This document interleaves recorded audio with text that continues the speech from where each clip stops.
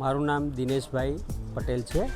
હું હરિઓમનગર સોસાયટીમાં રહું છું, અડાજણ, સુરતમાં.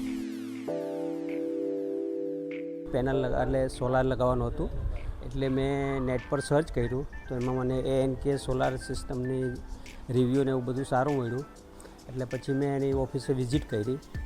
પછી મને સજેશન કર્યું કે ભાઈ તમારે ઓછી જરૂર છે તો 3.1ની લગાવી દો તો ચાલશે તમને.